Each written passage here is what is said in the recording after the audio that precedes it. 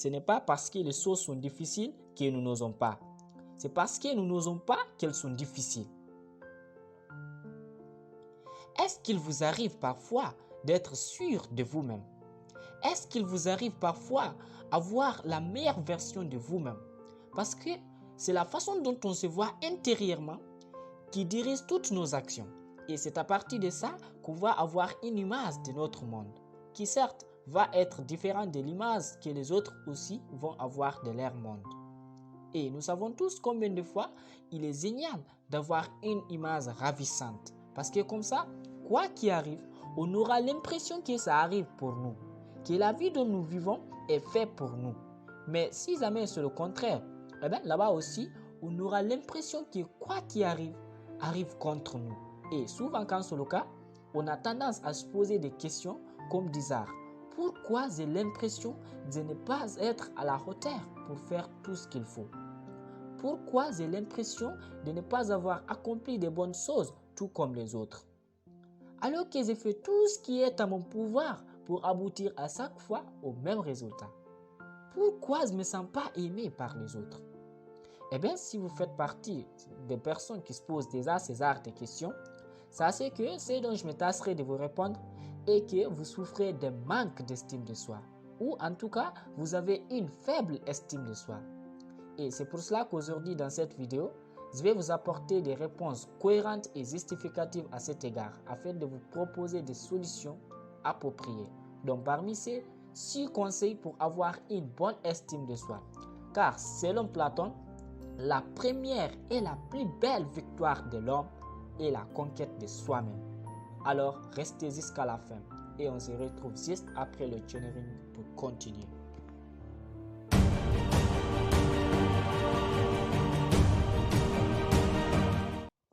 En effet, l'estime de soi, c'est le regard que l'on porte sur soi-même. Autrement dit, c'est le jugement qu'une personne a de sa propre valeur. Et cela peut parfois être fondé sur des croyances reçues depuis l'enfance. Par exemple, lorsque vous étiez enfant, vous avez reçu un amour inconditionnel que vos parents vous ont fait évoluer et qui consiste à vous dire que même si vous échouez lors du premier semestre, gardez toujours l'espoir de vous rattraper d'ici à la fin de l'année scolaire et prenez des risques pour ne pas finir par échouer. C'est ça qu'on appelle les aspects éducatifs. Est-ce que vos parents valorisaient vos échecs? Est-ce qu'ils vous critiquaient toujours quand vous échouez? Ou bien au contraire, ils étaient compréhensifs envers vos échecs? C'est ici la base de l'estime de soi. Et la différence entre les hautes et les bas estimes de soi, c'est le fait d'accepter de voir les côtés positifs chez soi et d'agir sans avoir peur de l'échec.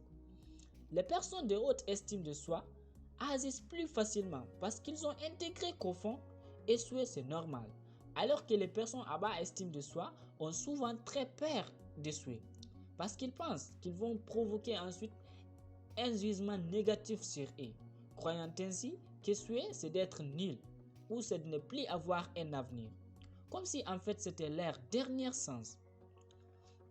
Et il y a d'autres catégories de personnes aussi qui pensent que pour impressionner les autres afin d'être aimé, il faut avoir de l'argent et de grosses voitures. Parce que tout simplement, ils ont l'impression que tel qu'ils sont n'est pas suffisant. Et ce qui se passe actuellement, c'est que on cherche l'image de la personne que nous sommes à travers le regard des autres, qui trop souvent nous renvoie l'image contraire de la personne que nous sommes, à cause de la jalousie ou à cause d'une histoire différente. Donc, à un moment donné, il faut cesser de vivre à travers le regard des autres. Parce que sinon, on serait obligé de se fabriquer une image juste pour plaire aux autres. Ce qui risque ensuite de nous éloigner de ce qui est bon pour notre avenir. Et tout ça pourquoi? Parce qu'on a une faible estime de soi. Alors donc, c'est pourquoi je vais vous partager avec vous les 6 conseils pour avoir une bonne estime de soi. Et donc, le premier conseil, c'est de reconnaître ses qualités. Reconnaître ses qualités. Il faut savoir, quand on veut vraiment apprécier ce qu'on fait, il va falloir qu'on soit compétent pour le faire. Par exemple, vous voulez être un footballeur, mais vous n'arrivez pas parce que naturellement, vous ne pouvez pas jouer. Alors que vous êtes plutôt doué en informatique. Donc, barrez-vous au foot. Et allez-y vous asseoir derrière un ordinateur. Comme ça, les autres au moins apprécieront ce que vous faites. Ensuite, vous-même, vous finirez par l'admettre au lieu de vous faire rabaisser à chaque fois pour quelque chose que vous ne pouvez même pas faire. Et le deuxième conseil, détachez-vous du regard des autres. Car si vous faites tout le temps des choses pour faire plaisir aux autres, pour que les autres vous aiment, vous ne ferez jamais ce qui vous rend heureux. Et retenez ceci, il vaut mieux se faire détester pour ce que l'on est que de se faire aimer pour ce que l'on n'est pas. Tant que tu t'inquiéteras de ce que les autres pensent, tu seras en leur pouvoir. Lorsque tu n'auras plus besoin de leur approbation, tu pourras assumer ton propre victoire. Troisième conseil, il faut s'affirmer. Parfois, il faut aussi apprendre à savoir dire non. Non, je ne suis pas d'accord. Non, je n'ai pas envie. Non, je n'ai pas le temps. Et ça, c'est très très important. Car c'est de cette manière-là qu'on devient le maître de soi. Quatrième conseil, affronter la réalité. Accepter chaque événement tel qu'il est. Résoudre chaque problème pour qu'il soit résolu et non pas uniquement pour qu'il disparaisse pour le moment. Car sinon, il apparaîtra un jour, ce que je ne vous souhaite surtout pas du tout. Parce que ça risquerait de ne pas vous plaire. Et cinquième conseil, prenez l'habitude de vous féliciter.